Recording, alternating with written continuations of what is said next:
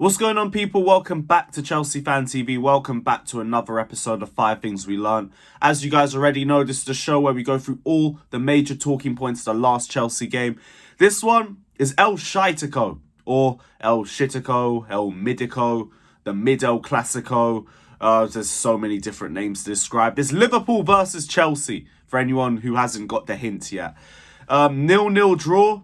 Very, very predictable result. I did expect goals, though, even though I did think it was going to be a draw. I thought there'd be goals on either end, but no, 2 clean sheets.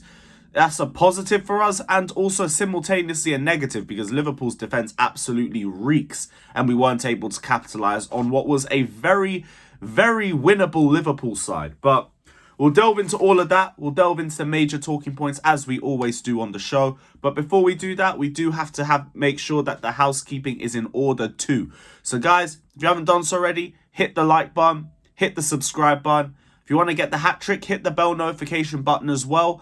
And yeah, check out my personal channel. Check out all the content we have from Liverpool v Chelsea if you haven't done so already. All the fan cams, the matchday vlog, Harry's player ratings, the watch along. Because I'm sure somebody's clipped up.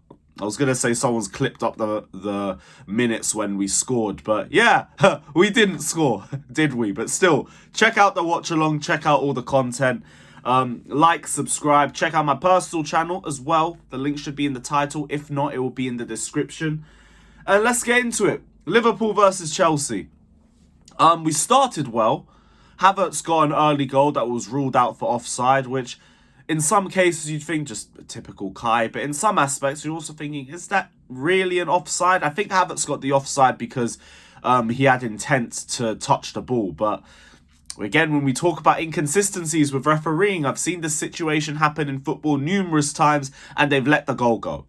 Only when it's Chelsea does it get chalked off. But it is what it is.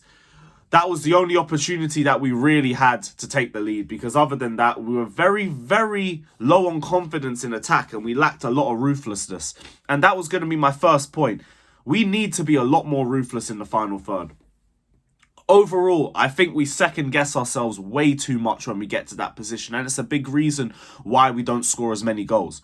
Thiago Silva should have scored the initial chance, if we're being real, and he does get into those positions when we're taking set pieces, and he does seem like a little bit of a threat. It's just, should have scored that one, but he's a centre-back, so I won't get him too much for it.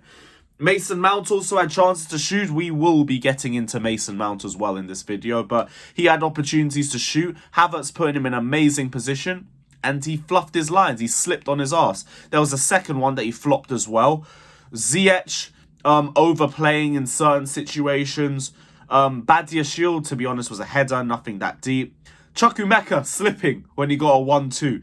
It just summarised our attack. Literally summarised our attack. We need to be a lot more efficient in front of goal. We need to be a lot more ruthless in front of goal. And we need to keep our composure when we get to those sorts of positions because I feel like we lose all of it as soon as we get into a goal-scoring position. And that's why it's so frustrating to watch us in the final third. It's like nobody wants to take control or authority in those sorts of situations. They always want to defer it to somebody else. I'll pass the ball to this guy. He's in a better position. No, you shoot. You've got the ball. Shoot. But we don't do that. We play through possession way too much and it just kills us. Moving on to Mason Mount because we do need to have this conversation about him. What was that? I have seen bad performances from Mason Mount. I've seen a lot this season. I've seen a lot last season. Throughout his Chelsea career. That might be the worst. That might be the worst. He was constantly turning over possession. Liverpool had opportunities to score based off his dispossessions and their quick transitions. Positionally, he was all over the place. I didn't even notice him in the second half. The first half, it was clear enough noticing him because he kept giving away possession in stupid positions. And when he gets the ball in the right positions, he's fluffing his lines like we said earlier when he slipped, when he ruined another opportunity for Havertz to get an assist off him. It's not good enough. Second point, Mason Mount has got to be riding bench when we come back in 2 weeks. There's no ifs, there's no buts, there's no maybes. I don't care how good he looks in training because we know he's an amazing trainer. When he gets onto the football pitch, he is not applying himself. Not applying himself at all. That's why I don't like hearing all of this stuff about, oh, this player's good at this player's good at that, this player's good at this. If he's not showing it on the football pitch and he's not showing it at a consistent level, he is not good at it. I don't care how many times you can do it in training or if you did it a year or two ago. I don't care about that. What are you bringing to the table now? And right now, in Mason Mount's case, he is bringing nothing. He's bringing absolutely nothing to the table and he is holding us back. Half the reason why our attacks die is because Mount either plays too much on the ball, he keeps his head down, he ignores runners, or the pass just isn't good enough. It's just not, and he's constantly doing this game in and game out. Partly because he never gets benched. He needs to be riding bench. Point 2, Mason Mount has to be on the bench now. Has to be. I don't care who it's in replacement of. He just needs to know that he can't have his position up for grabs because that is building complacency and that's why the performances aren't improving. On to the positives now. Badiashile.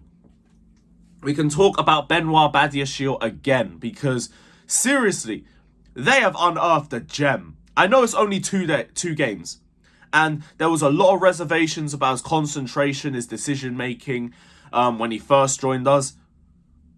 Nothing now. There's nothing. And you know what? Fair play to him because he has come in and our defence has instantly looked rock solid again. And that to me builds confidence for me, myself, in terms of the squad. Because half the reason why I thought we're doing absolutely nothing this season is because now we're leaking goals defensively. It was all we had last season. All we had was a solid defence. We didn't have that at the start this season. It's early days, but Badiashile, Chalobah, Thiago Silva, Cucurella, I wouldn't change a single thing in that back four. I wouldn't change a single thing. They're all doing their jobs and they're doing it perfectly.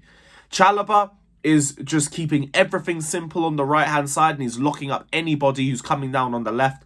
Cucurella did a brilliant job defensively against Salah. Never thought he was totally in control of him, but he kept him quiet and he did his job defensively. Silva. I don't need to speak on Thiago Silva. You already know what you're getting with him. You already know the level of defender you're getting with him. It is what it is. Same thing with Badiashile. It's very early days, but seriously, the composure, the ability to play the ball out the back, the defensive presence, the aerial threat, defensively and offensively. It's unbelievable. It's absolutely unbelievable. If he keeps this up, we're going to have some serious conversations about him and the best centre-backs in the league if he keeps this up. Benoit Badiashile, though, take a bow. Unbelievable. Another player who needs to, Mudryk. We need to talk about Mudryk because, boy, that cameo was worth the trip to Anfield. That cameo was literally worth the trip because I felt like I was watching Eden Hazard's debut against Wigan in the flesh. The fearlessness, the ability to take players on in tight and in open spaces. The pace is ridiculous. You can't settle for a second on the ball if you're a defender and Mudryk's running at you. He's just going to run through you and take the ball with him. Very unlucky not to score. Very unlucky not to score. And it would have been carnage in that away end if he did. But yo, I'm excited. I'm really excited. I do want to see how he does against teams that sit back because Liverpool did play a high line and that did benefit him. So we'll see how he's like when he plays more defensively minded sides. But yo, what a start. What a start, Mudryk. Was there any other points? We did Badiashile, we did Mount. Potter. We need to talk about Potter. And this is a negative because Potter's substitutions are just too late. They're just way too late. And it constantly means that our new substitutes have a minimal amount of time to impact the game. That Mudryk 20-minute cameo should have been a 45-minute cameo. Oba on for Havertz should have been about 20 minutes earlier, personally. We don't make these substitutions quickly enough. We don't make them quickly enough. And it's not just for this game too. It happens a lot. And this is where I think Potter needs to improve on. We talk about being more ruthless in the final third. I need Potter to be more ruthless as a manager. If something's not working, end it. Dead it off. Mount should have been off at halftime. Should have been. You could make an argument for Gallagher. You could make an argument for Kai. You could have made it for anybody. But it was just a little bit too late for my liking. But that's all I really wanted to say on Potter. And other than that, that is the end of 5 things we learned. So big up everybody that's locked in. Hit the like button. Hit the subscribe button. hit the bell notification button, check out my personal channel, and I am out. Peace.